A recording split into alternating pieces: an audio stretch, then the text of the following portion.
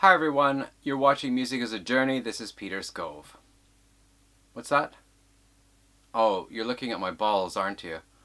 Yeah, I normally don't have them hanging out like this, but don't worry, they're just stuck on with tape. I just thought I'd be festive and try to do something a little Christmassy. I can take them off if it's bothering you. A bit of an explanation about that. Well, of course, it is Christmas. It's Christmas Eve here. And I'll tell you, there's not a lot of excitement going on.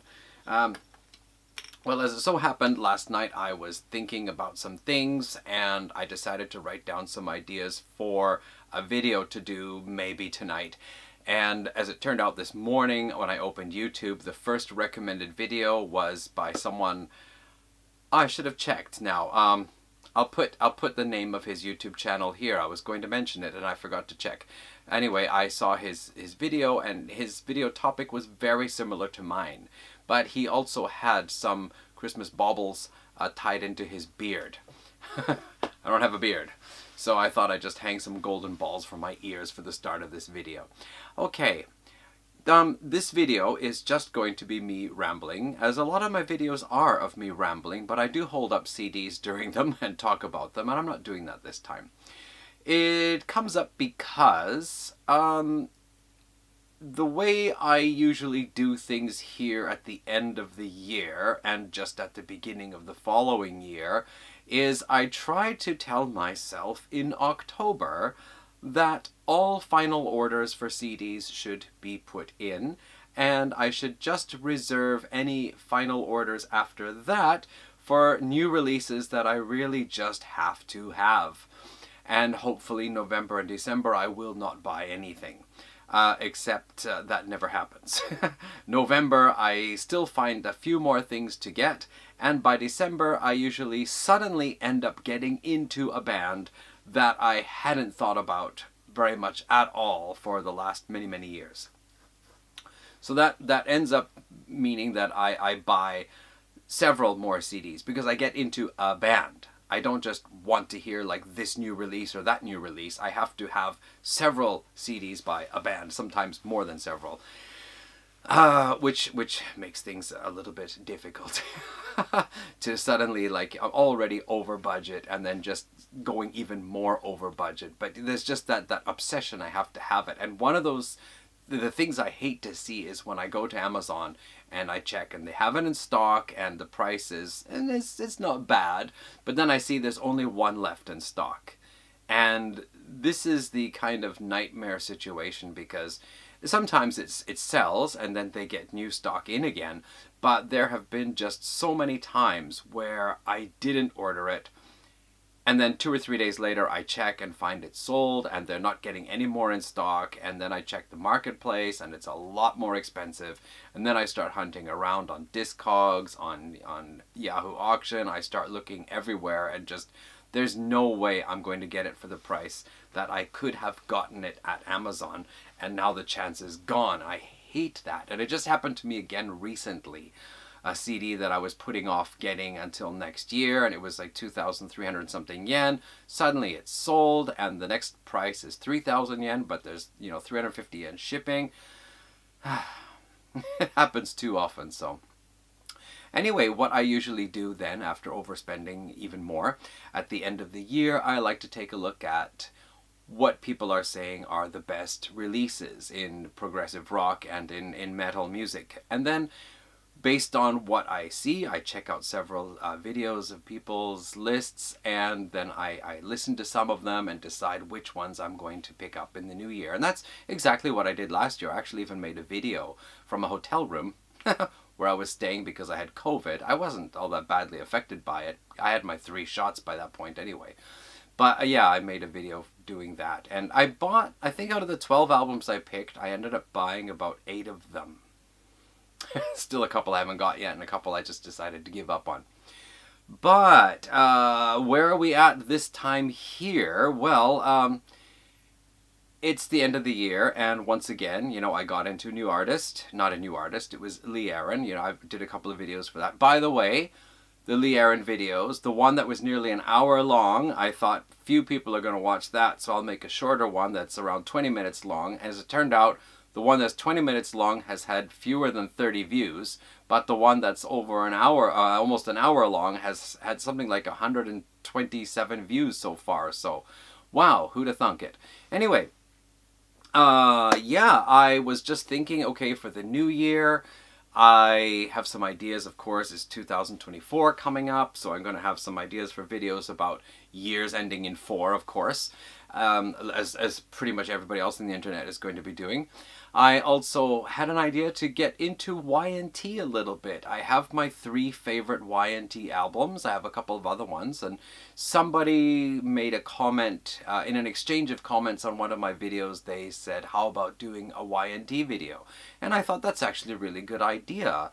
And now's maybe a good time because I can pick up some of their older stuff. There's one of their 80s albums I don't have that I thought I should get, and maybe just check out some of their later material as well. So I was kind of gearing up for that. And then, of course, I already spent on picking up Lee Aaron's stuff. But here's part of the thing. Here's part of the sickness. I had some time last night and I thought, let me take a look at some of the videos that I have queued up for watch later. And one of them was Sea of Tranquility. Pete Pardo and 2 other guys are talking about their 10 favorite thrash metal albums. And I thought, oh, this should be easy because I probably have most of them, which I did. But there were some that I didn't have, and I thought, yeah, those were some of the essential albums I thought I should get. And I went to Amazon and dumped them in my shopping cart. And then I watched a video on Swedish death metal and the fact that there were 2 big scenes. The Stockholm scene, which was the more really growly, gritty death metal, and then there was the Gothenburg scene, I think it was, Gothenburg, where it was developed more into this melodic death metal style. And there were a couple of albums that the presenter recommended that I thought, yeah, I remember when I was checking out death metal some years back and looking back into the roots of it, there were a couple of albums I thought about getting which I didn't get. And he's talking about them now, and a couple of them that he's talking about I don't have. So again, dump them in the shopping cart. And then I start looking at that shopping cart and looking at the artwork. And I start thinking, you know, I probably could just click the order button. But it is winter time. The heating bill always goes up very high in winter. I shouldn't blow any extra cash.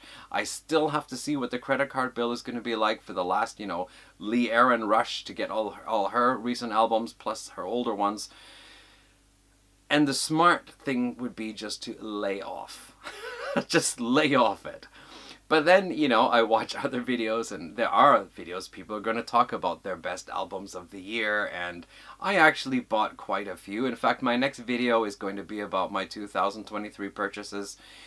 But I'm just thinking there are more to get. And then there are some albums coming out early in the next year that I know about. I've been waiting for the Unleash the Archers album. I thought it would be out by the end of this year. Last I checked, there was still no news yet, but that it was...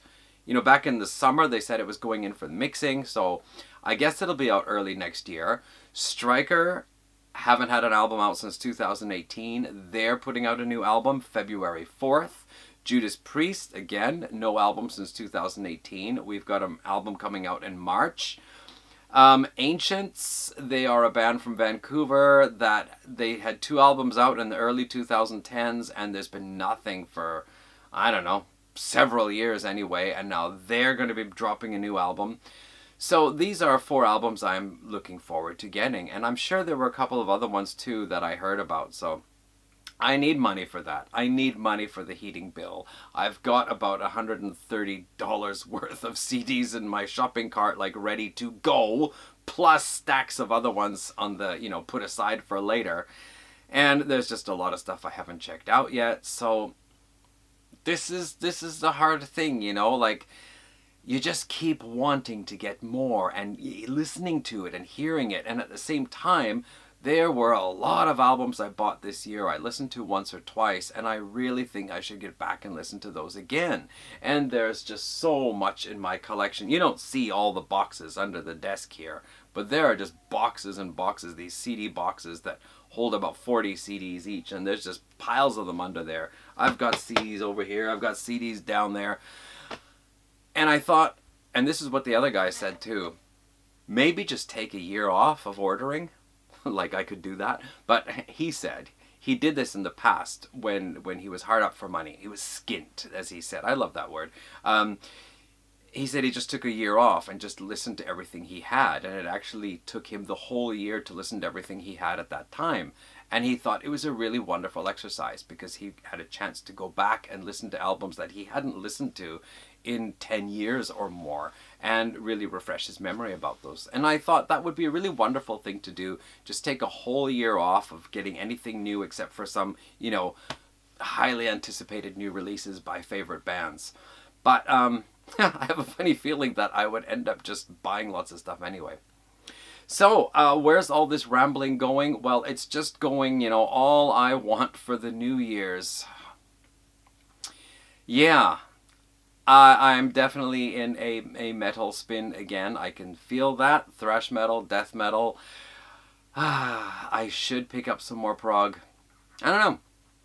This is just where the hard situation is. I've got so much to listen to, so much I want to listen to, so much I'd like to go back and give another chance to listen to. And there's probably some stuff that I'm going to find I should just weed that out and, send it off to Discogs or Disc Union or wherever. And, yeah. I don't know. I scribbled down some notes. Did I talk about everything? Oh, yeah. Yeah. That's where it's at. This is what it's like. I don't know if it's because I'm a music lover or because I'm a collector or just because I'm insanely curious about what's going on in music all the time, whatever. But that's where it's at. And just a little bit on the side here, Ben Rankins in Australia also did a video similar to what I was thinking of doing. I was thinking last night I should do one about diversity in my collection, and he did a video about that just recently too, so maybe I won't do that yet. But anyway, that's it. That's what I said. It's just me rambling. So I think it's time to wrap it up. I will record in a couple of days my 2015... What year are we at? My 2000... How did 2015 suddenly pop into my head? Oh, I know what it was. Because I have 15 albums to talk about. That's it. I'll be talking about my 2023 purchases, 2023 purchases in my next video, and there are 15 albums to talk about. And that's actually a lot for me. Other people are out there buying 50, 70, 100 albums, and then they pick their top 25. 15 is actually a lot for me. So, yeah. Thanks for watching. That's it. That's enough rambling. I gotta go put my golden balls away again then. Alright. See you all in the next video, and Merry Christmas, everybody. Ciao.